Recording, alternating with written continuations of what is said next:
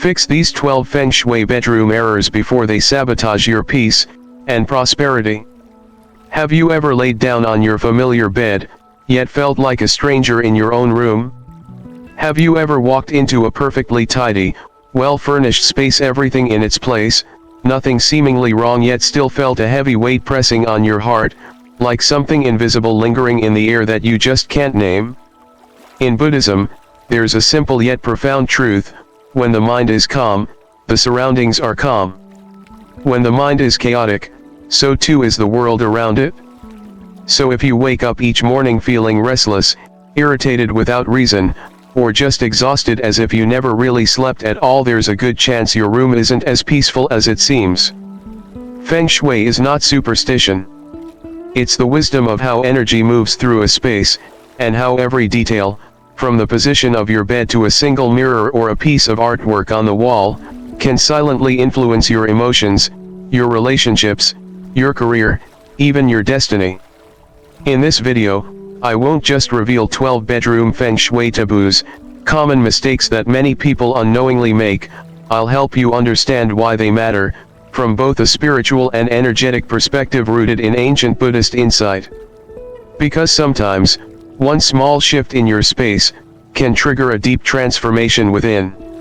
And most importantly, by the end of this video, I'll guide you through the practical application of Buddhist teachings and Feng Shui in your own bedroom, so that it's not just a place to sleep, but a sacred ground where you can regenerate, realign, and reconnect with the most grounded version of yourself. If anything in this video resonates with you, I'd love to hear your thoughts in the comments below. You're welcome to write. I am always ready to welcome positive energy into my home. Or simply share a meaningful intention you'd like to plant in your living space. And if you'd like to continue walking this path of harmonizing your mind, your space, and your life, don't forget to hit subscribe and turn on notifications. Healing doesn't happen overnight.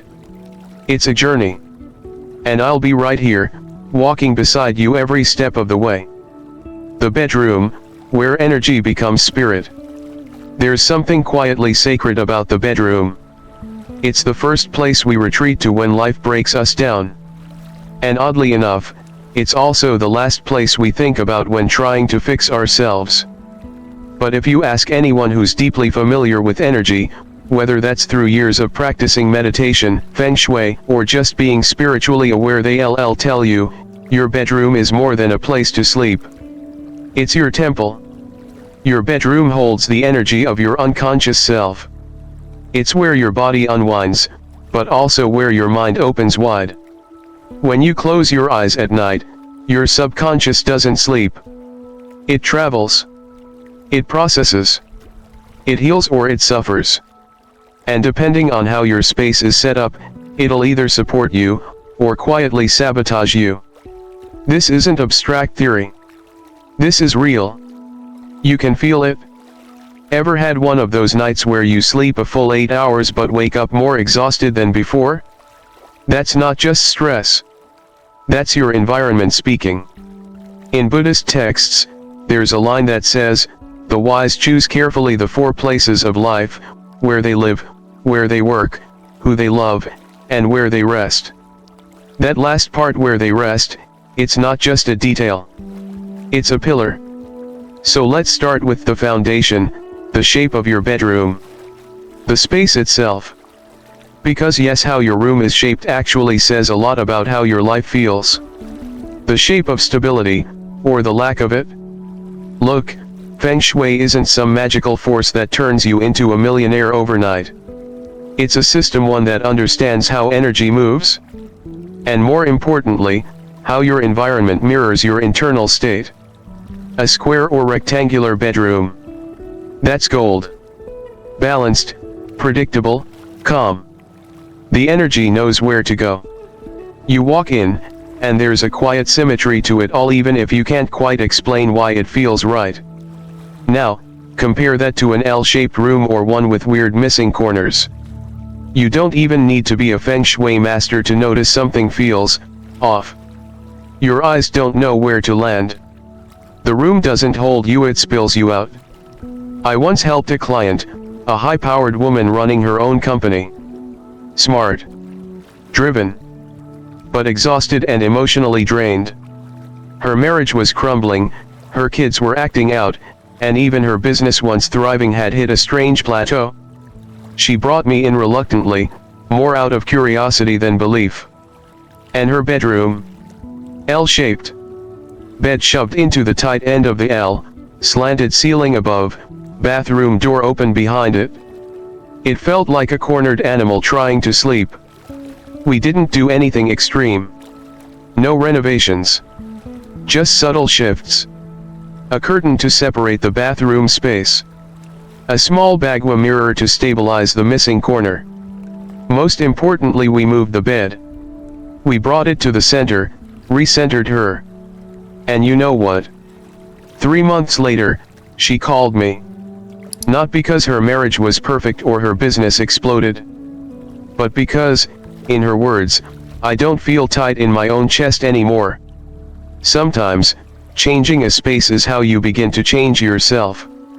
Balance, symmetry, harmony, not just buzzwords. Let me ask you something. Have you ever walked into a room that just felt right? You didn't analyze it. You didn't check the design. But something in your body softened. Your shoulders dropped. You exhaled.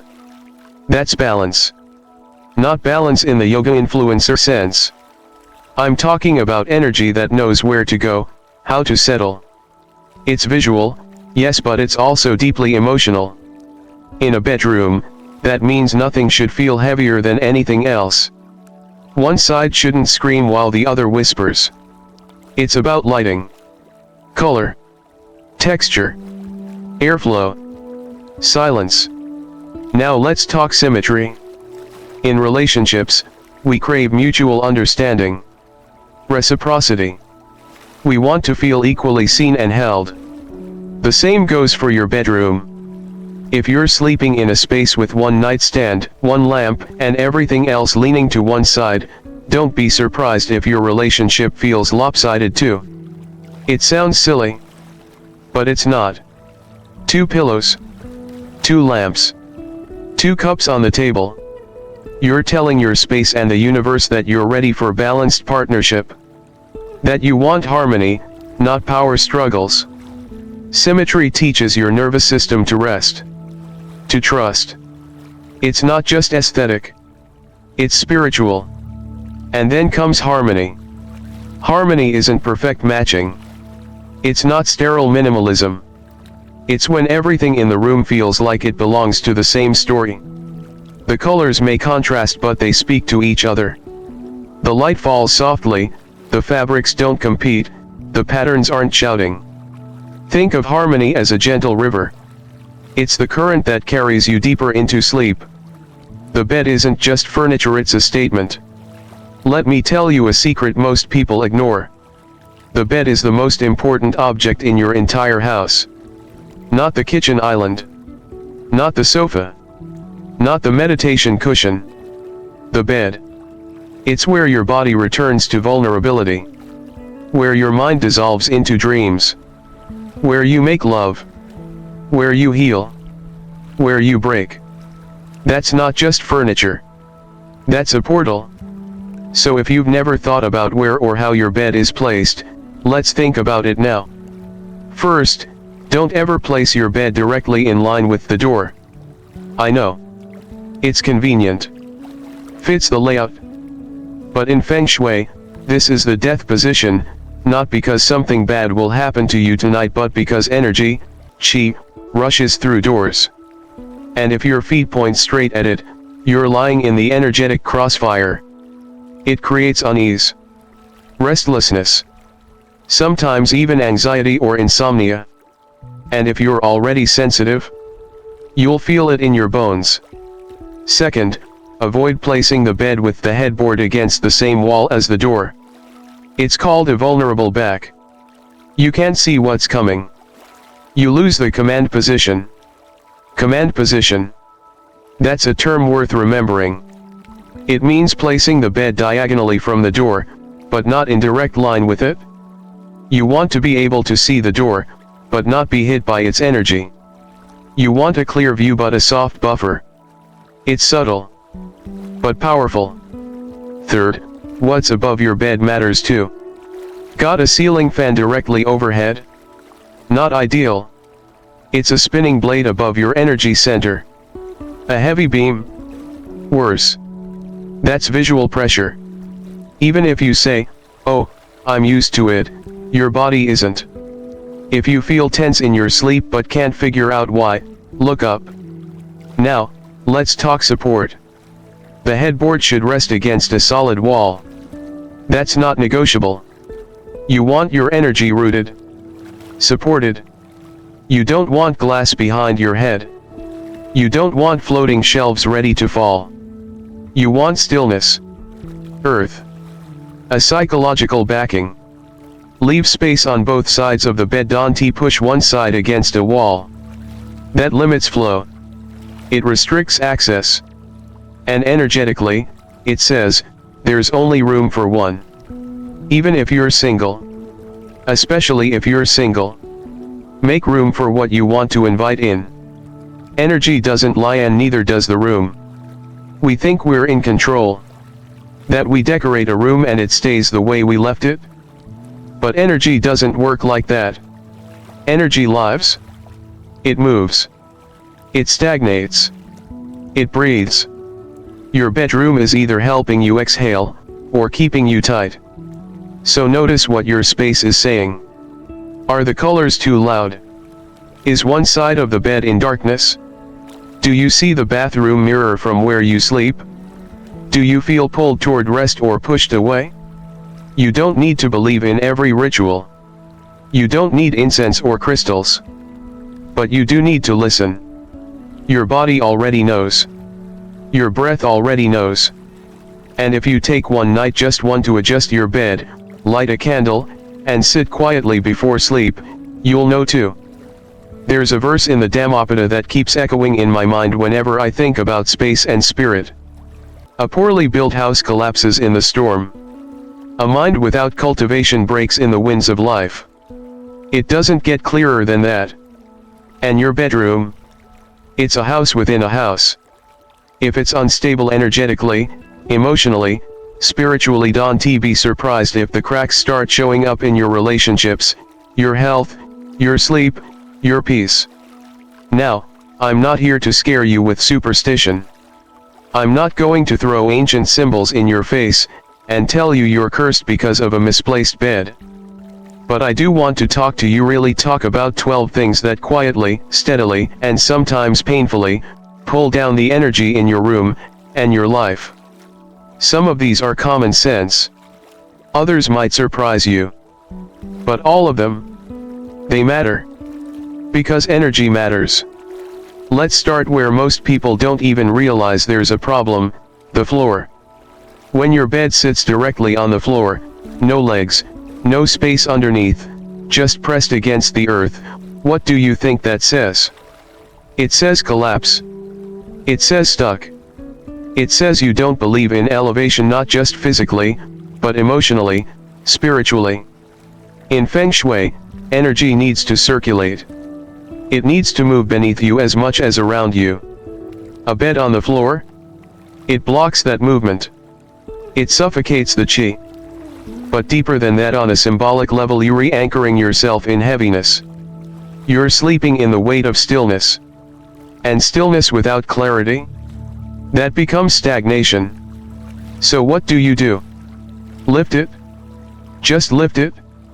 Even a gap of 8 inches, 20 centimeters, gives energy room to breathe. Let air and light pass beneath you. Let your dreams rise instead of sinking. And whatever you do, don't stuff a mountain of clutter under your bed. You're not saving space. You're stuffing unresolved thoughts where you sleep. And that will haunt your rest. Now let's talk imbalance.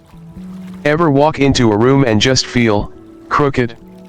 You can't quite put your finger on it, but the bed's in the corner, maybe shoved at an angle, one side is boxed in and the other side's open. It's subtle, but your body notices. Your energy notices. I once visited a couple newlyweds, deeply in love but already on edge. They kept fighting over the smallest things. They didn't understand why.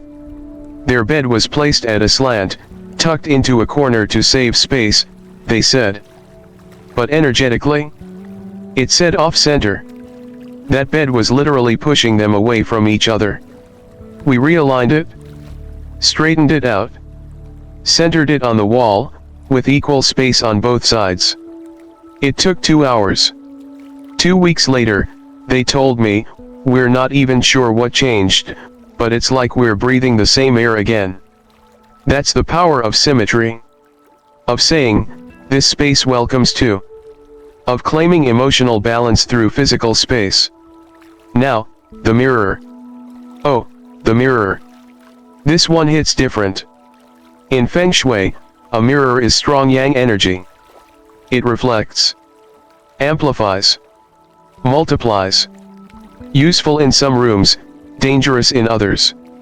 The bedroom. It's a temple of yin. Of stillness. Of restoration. So when you place a mirror directly across from your bed, especially one that reflects you while you sleep, what are you really doing? You're splitting your energy. And don't laugh, but there's an old belief, rooted in both Eastern folklore and subtle psychology, that the soul can become disoriented during sleep. If your spirit temporarily loosens from the body, where does it go when it sees a reflection? Where does it land? Some people sleep fine with mirrors. Others toss, turn, wake up exhausted, feel watched. If that's you, don't dismiss it. Cover the mirror. Drape a cloth over it at night. Better yet, remove it entirely from your room. Use a small, portable one for your skincare routine and tuck it away afterward. Because no one needs to be watched while they dream. And speaking of what's over you, let's look up. Ceiling fans. Chandeliers. Heavy light fixtures. They might look harmless, maybe even elegant. But lying beneath them night after night sends a message to your subconscious: pressure, threat, tension. I had a client who swore he had panic attacks every morning. Couldn't breathe the second he woke up. Turns out, he slept under a giant industrial-style ceiling fan with 5 metal blades spinning right above his chest. That's not airflow. That's a subtle threat loop. Now, I'm not saying remove every ceiling fixture. But if it's directly over the bed, reconsider. Shift the bed. Swap the fixture for something lighter, lower, or off to the side. Your breath will thank you. Let's stay with what's pointing at you, because here comes one of the most overlooked Feng Shui dangers: poison arrows. No, not actual arrows. I'm talking about the sharp corners of tables, shelves, desks, anything angular that points straight at your bed, especially your head or feet. They act like subtle energetic daggers. You may not see them, but your nervous system does. They cause agitation, night wakings, even headaches or unexplained fatigue. What's the fix? Soften the angle. Place a plant. Hang a curtain. Drape a cloth. Move the furniture if you can. Your goal is to diffuse the energy, turn that arrow into a breeze. Don't live in a battlefield. Your bedroom should not be full of weapons, even invisible ones. Now, what about the walls? So many people hang art to make the space feel alive. And that's good. Until they hang a roaring tiger, or crashing waves, or a massive dragon flying into war. I get it. It feels bold, empowering, maybe even majestic. But your bedroom isn't your battlefield. It's your sanctuary. You don't need to tame the ocean in your sleep. You don't need to stare into the mouth of a lion as you close your eyes. These images, however powerful, carry yang force, movement, intensity, struggle. And when your soul is trying to rest, those symbols shout too loud. I met a man who kept dreaming of being drowned. Always water. Always chaos. Guess what was on the wall facing his bed? A massive canvas of a dark ocean storm. We took it down. Replaced it with a calm mountain scene. Within days, the dream stopped. Your mind is sensitive to what it sees, especially when you are not awake. Feed it images of peace, not chaos. Gentle landscapes. Soft colors. Sacred geometry. Let your walls whisper calm into your dreams. All of these so far? They're not rules. They're reflections. The bedroom reveals how we hold ourselves. What we tolerate. What we're ready to change. So next time you walk into yours, don't just look at the decor. Feel it. Ask yourself, is this room an extension of my peace? Or is it just a box I fall into at the end of the day? You deserve more than a place to sleep. You deserve a space that loves you back. Let's continue. There's one thing I need to clarify before we go any further. Placing sacred images at the foot of your bed isn't wrong out of disrespect. It's wrong because it confuses the energy. In spiritual traditions across cultures, feet represent the mundane, the worldly. They carry dust, walk through chaos, bear the weight of survival. Now imagine directing that energy, your feet, while sleeping, towards something sacred. A photo of Buddha. A painting of Christ. A framed prayer. It's not about offending the divine. It's about misaligning your own inner reverence. Energy speaks in direction, position, intention. When you point your feet toward holiness, even unknowingly, it unsettles something subtly, spiritually. You might find yourself waking up agitated, or strangely disconnected from your faith, or worse, feeling guilty without knowing why. But what if you're deeply spiritual and want the comfort of a sacred image in your bedroom? There's a simple solution. Move it behind your headboard. Place it where your back rests, not your feet. Let it act as protection, not confrontation. It becomes a blessing from behind. A quiet guardian as you sleep. I've seen this small change renew people's connection with their practice. Not out of fear. Out of harmony. Now, let's get messy. Literally. A cluttered bedroom isn't just a sign of a busy life. It's a sign of a busy mind. A cluttered heart. In Buddhism, it's said that the outer reflects the inner. So when your room is packed with piles of clothes, random boxes, tangled wires, and dusty corners, what do you think your spirit is soaking in? It's absorbing chaos.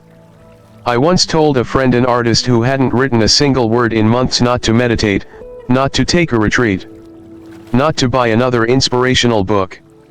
I told him to clean his room. 3 days later, he sent me a message. I just finished the first chapter. Something opened up. I think it was space.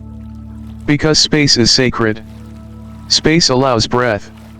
Space gives permission for clarity to arrive. You don't need a minimalist, magazine perfect bedroom. But you do need one where you can see the floor. Where every item has a home. Where your eyes can rest without scanning a million objects. Even just creating a catch-all chair or box where clutter goes temporarily can shift the vibe. It's not about perfection. It's about intention. Your bedroom should say, I know what I need, and I've made space for it. But some spaces aren't just cluttered. They're contaminated. Let's talk toilets. I know, it's not sexy. But this might be the single most overlooked danger to energetic health in the bedroom. A bathroom isn't just a place for hygiene. In Feng Shui, it's where energy drains. It's literally a release zone for waste, for toxins, for chi that needs to go. So when your bed shares a wall with a toilet, or faces an open bathroom door, or worst of all has the headboard pressed against a toilet wall, guess what's being flushed away every night? Your vitality. And I get it. Not everyone has the luxury to move rooms. But you can still do something. Close the bathroom door. Always. That's non-negotiable. If the door is visible from your bed, Hang a soft curtain. Place a leafy plant in between.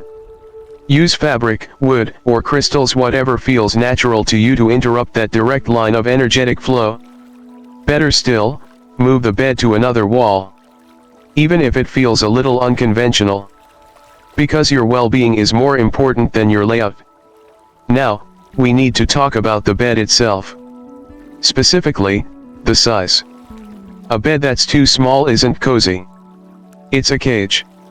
I've met so many adults, especially women in their late 30s or 40s, who feel stuck. Not just in love. In life. They can't expand.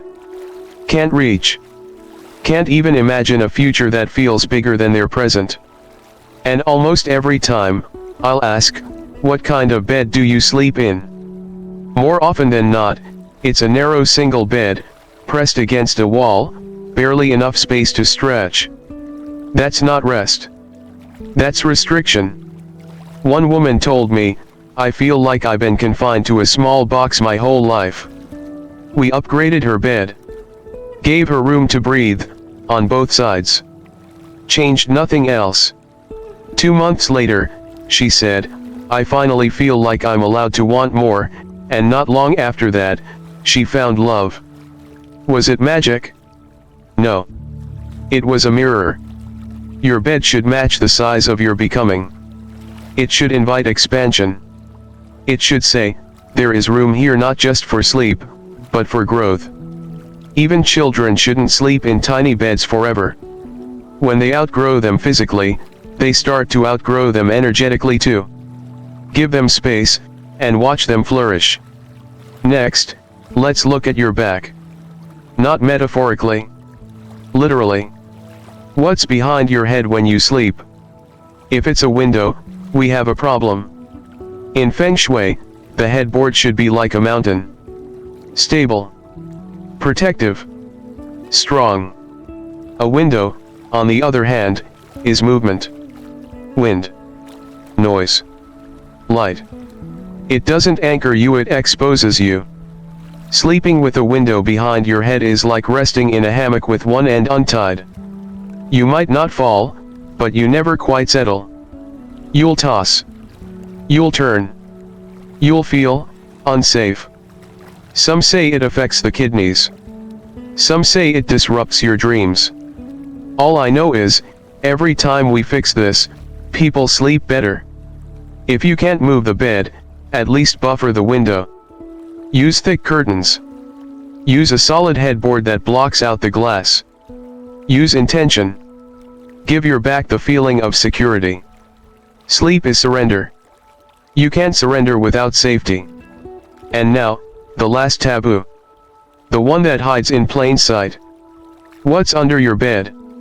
What's over your head? Most people don't even think about it. But placing heavy items above the bed like shelves, books, even bulky decor or stuffing things underneath just to store them creates a kind of silent pressure. It compresses your energy.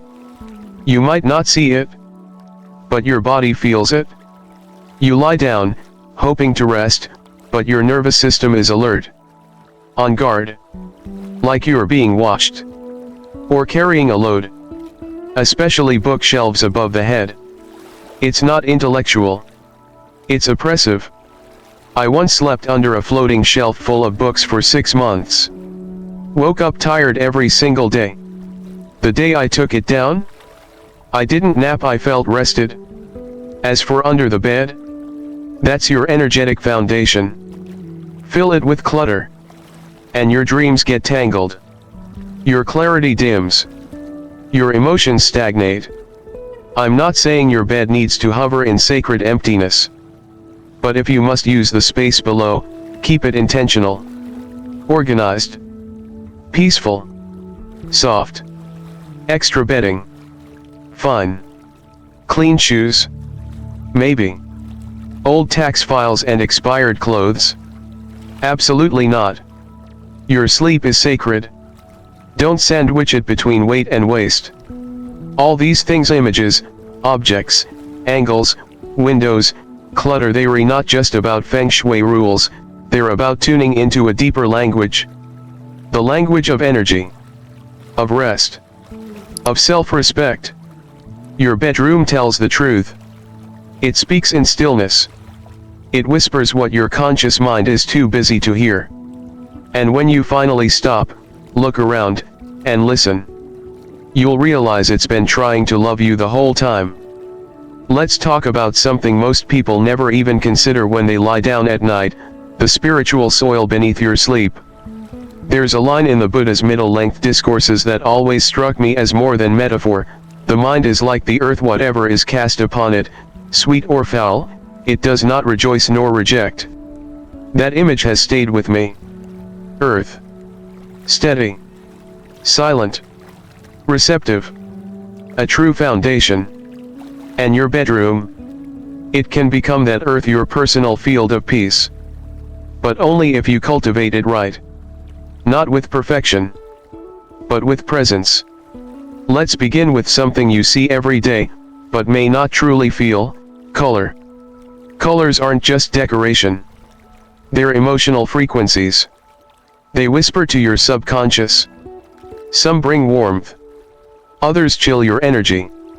And in Feng Shui, they hold elemental power, literal gateways into the 5 elements: wood, fire, earth, metal, water. Each with its own gift. Each with its own warning. Take green, for example. Not the artificial neon kind, but the green of a jade leaf, a bamboo shoot. That's wood energy. It speaks of growth, new beginnings, fresh air for your soul. Bring this into your bedroom, and you invite renewal. Not just physical, but emotional. Then there's red. Bold. Fiery. Passionate. It's the energy of fire. But in the wrong place or in too much of it becomes agitation. Tension. Sleep that never quite lands. Use it like spice. A flicker, not a flood. Earth shows up in warm ochres, soft yellows, deep browns. This is the energy of grounding. Of trust. Rooms with these tones feel like a hug. Safe. Supportive. These are your go-to shades if you're feeling scattered, uprooted, or just plain tired of running. White and silver. That's metal. Clarity. Precision. Rooms washed in white feel crisp, clean, but they can also go sterile fast. If you lean too far into this palette, your room starts to feel like a hospital instead of a haven. Soften it with texture. A fuzzy pillow. A warm light bulb. Then there's water. Deep blues. Ink black. Mysterious. Reflective. And if used too heavily, overwhelming. Water asks you to go inward, but it can also pull you under. So don't paint your entire room in midnight. Add gentle waves. A throw. A curtain. Let it remind you of depth, but don't let it drown your rest. In my experience, the best bedrooms blend earth, wood, and a touch of metal. You want warmth, freshness, and just enough clarity to breathe. It's not about following a chart. It's about asking, how do I want to feel when I walk in here? And letting color guide the way. But color alone isn't enough. It's the tools, the objects, the presence you invite in that truly shape your rest. People ask me all the time, what should I keep in my bedroom? What should I avoid? My answer is always the same: less, but wiser. Think of it like curating your energy. A tiny essential oil diffuser. Lavender, sandalwood, frankincense. Let the scent whisper through the air, not shout. It's not about masking smells. It's about calming the spirit. Reminding your nervous system, you're safe now. A wind chime near a window. Soft. Subtle. Let it greet the breeze like an old friend. That sound? It's a hello from nature. A gentle disperser of stagnant energy. Don't underestimate it. If you're someone who practices devotion, maybe a small statue of Buddha or any figure you revere.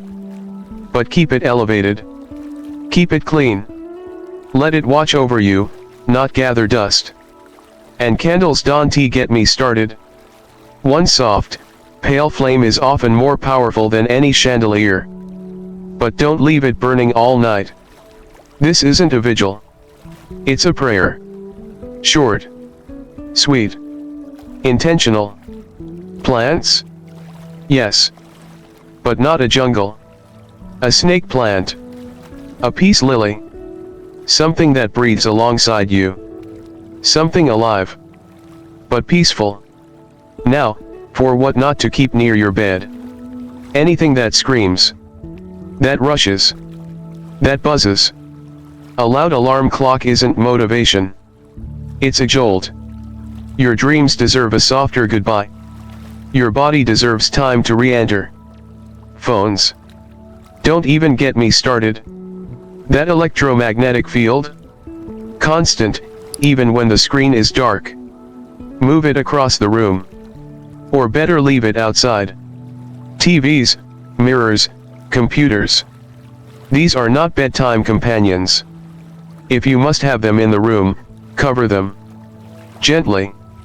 Like you'd cover a mirror during a thunderstorm. Just to keep the room yours, not theirs. A good room doesn't entertain you. It supports you. It doesn't demand attention. It gives permission to rest. Let's talk about cleaning. No, not just with a vacuum. With energy. You shower, right? So should your space. Once a week, light incense. Sage. Palo Santo. Agar wood. Let it rise. Let it move into corners. Let it nudge the stagnant parts of your room awake again. Early morning is best. Sunday, even better. Open the windows. Let the air swap stories. And if you're more inward, more quiet, recite something. A mantra. A line of scripture. Whisper Om Mani Padme Hum like a lullaby for your walls. It's not for drama. It's for balance. One of my clients, a man who swore off all woo-woo, agreed to try this for a month. Just 5 minutes every Sunday. Burn incense. Say something kind. Clean with intention. 6 weeks later, he called me. I don't know what happened, he said, but I don't hate my room anymore. It's weird. I think I even like it. And that's the whole point. The room begins to love you back. Now, before the night ends, create a space where you place your mind before sleep. A kind of mini altar. A resting place for your spirit. You don't need a shrine.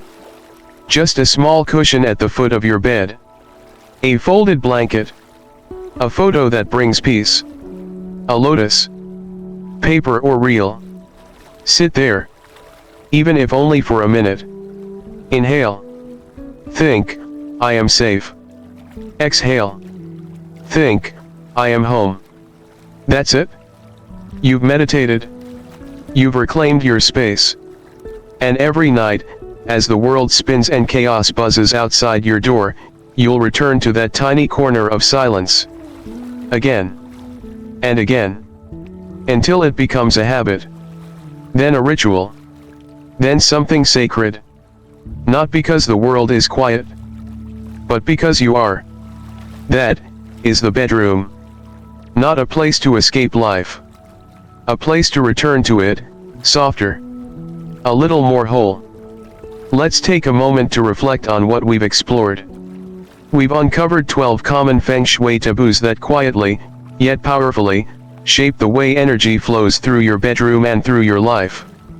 We talked about the impact of placing your bed directly on the floor, misaligned furniture, mirrors facing the bed, ceiling fans above your head, sharp corners pointed like arrows, and aggressive artwork that disrupts your rest.